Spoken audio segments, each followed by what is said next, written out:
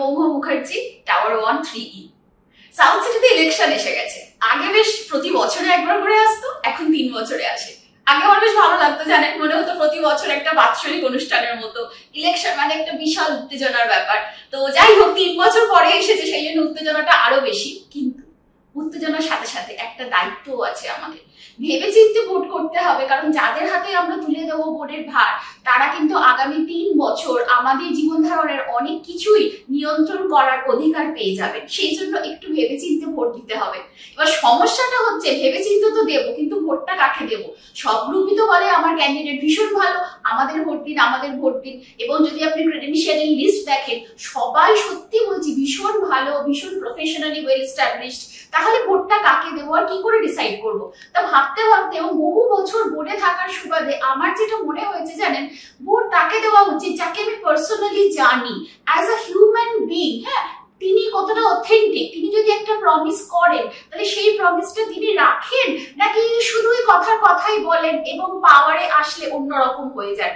এই বিষয়টা জানা একটা মানুষের সম্পর্কে ভীষণভাবে দরকার। আমরা যেটা করেছি টিম সম্প্রীতিতে, সেটা হচ্ছে কিছু এই গ্রুপ, তথাকথিত এই গ্রুপের লোকজন, কিছু তথাকথিত বি গ্রুপ এবং অনেক নতুন মুখ। এই নতুন মুখদের নিয়ে আমার একটা বক্তব্য আছে। বেশিরভাগ কি হয়, যারা খুব ব্যস্ত প্রফেশনাল, তাদেরকে যখন বলা হয় ইলেকশন দাঁড়াতে, শুধু ব্যস্ত প্রফেশনাল নয়, অন্যান্য অনেক লোক যারা জেনুইনলি খুব ভালো মানুষ, তারা বলে না না ইলেকশন দাঁড়াবো না বাবা, ও বড় বাজে জিনিস, ওইসব পলিটিক্স আমার ভালো লাগে না। কথাটা কিন্তু সত্যি, কিন্তু এটাও সত্যি, এটা তো আমাদের বাড়ি, তো নিজের বাড়ি রক্ষণাবেক্ষণের ভার তো নিজেকেই নিতে হবে। আর যদি না নিতে পারে, তাহলে কিন্তু অন্যরা খারাপ করলে কোনো কমপ্লেন করা যাবে না। তা এইটা আমরা ওনাদের সকলকে বুঝিয়েছিলাম এবং আমরা খুব লাকি যে এরকম বেশ কিছু মানুষ, খুব পপুলার ফেস আমরা জানি, কিন্তু ইলেকশনে কখনো দাঁড়াননি, তারা রাজি হয়েছেন সম্প্রীতির সঙ্গে থাকতে। এবং আরেকটা বড় দিক আপনারা ভাবুন, তারা কিন্তু অন ক্যামেরা, এর আগে কোনোদিন দেখেছেন যে অন ক্যামেরা এসে কেউ কিছু প্রমিস করছে? কতটা অথেন্টিক হলে, নিজের উপর কতটা বিশ্বাস থাকলে, নিজের উপর বিশ্বাস মানে কি বলুন তো, নিজের অনেস্টির উপর বিশ্বাস থাকলে তাহলে অন ক্যামেরা এসে এই প্রমিস গুলো করা যায়, সেটা একবার ভেবে দেখবেন। আরেকটা কথা হচ্ছে যে ভোট দেওয়ার আগে আমরা অনেক সময় ভেবে থাকি যে আচ্ছা বাবা দুটো টিমই আসুক, 24টা এখান থেকে 24টা ওখান থেকে। সেটা না কখনো হয় না। কেন বলুন তো? আপনি হয়তো 24-24 বেছে বেছে দিলেন, কিন্তু বাকি সমস্ত ভোটাররা তো সেটা করবেন না। তাই ম্যাথসের নিয়ম অনুযায়ী কখনোই এটা হবে না যে ঠিক এক্স্যাক্টলি 24-24 ভাগ হয়ে যাবে। তো মেজরিটি একটা টিম পাবে এবং হতে পারে সেটা হয়তো আপনার পছন্দের টিম হলো না। তাই আগামী 3 বছর আমরা কিভাবে কাটাবো সেটা জানার জন্য আমাদের একটু পিছন দিকে তাকিয়ে দেখতে হবে। আরেকটি দল যারা আছেন তারা সবাই খুব ভালো, কিন্তু তাদের বোধহয় মোর দ্যান 90% ক্যান্ডিডেটই আগে ভোটে দাঁড়িয়েছেন এবং কাজ করেছেন সাউথ সিটির জন্য। আমরা জানি তারা কি করেছেন, কত রকম নেতিবাচক ফিডব্যাকও আছে সেই কাজ নিয়ে, সেটা আপনারা আমার থেকে অনেক বেশি জানেন।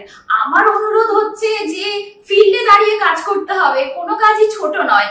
কিন্তু আমাকে যদি ভোটের জন্য সবকিছুকে ইউজ করতে হয়, আমি যদি সিকিউরিটিদের জল খাইয়ে থাকি, সেটাও যদি আমাকে ভোটের জন্য ইউজ করতে হয়, আমি যদি সিনিয়র সিটিজেন যারা আমার মা বাবার মতো তাদের জন্য কিছু করে থাকি, সেটাকেও ভোটের জন্য ইউজ করতে হয়।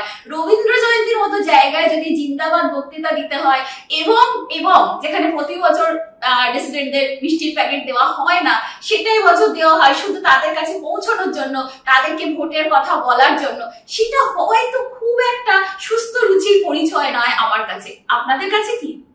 আমরা টিম সম্প্রীতি থেকে ডিসাইড করেছিলাম যে আমরা এই সাংস্কৃতিক অনুষ্ঠানকে আমাদের ভোটে সম্প্রচারের জন্য ইউজ করব না।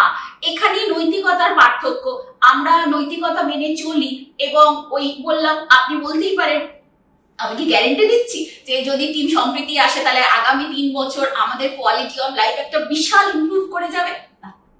গ্যারেন্টি কি কেউ কারোর হয়ে দিতে পারে বলুন তো? নিজের হয়ে দিতে পারি না, জানি না কাল কোথায় কি পাল্টে যাবো।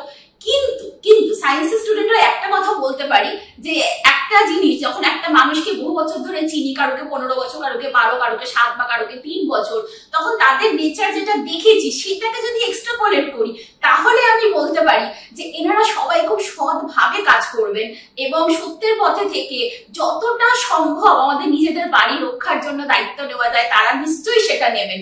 এইটুকু তো আমি আপনাদের বলতেই পারি।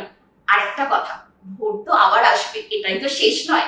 তাই জন্য চেঞ্জ ইজ অলওয়েজ ওয়েলকাম, তাই না? তাহলে পরে আফসোস তো হতেই পারে। তা আসুক না নতুন কিছু জন, আসুক না নতুন একটা দল, যদি তারা কাজ না করতে পারে আবার না হয় পুরনোদের ফিরিয়ে আনা যাবে।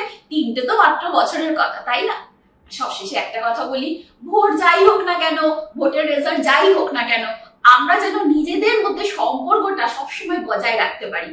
অন্য দলের হয়ে দাঁড়িয়েছে বলে দেখলেই মুখ ঘুরিয়ে চলে যাবো, এই আমার সাথেই হয়েছে কদিন, তাকিয়ে হাসছি, মুখ ঘুরিয়ে চলে যাচ্ছে, কি হলো, এই তো কদিন আগেও কথা বলতো, এখন বুঝলাম আচ্ছা দলাদলির ভাগ হয়ে গেছে। তো সেই ভাগটা হতে দেবেন না।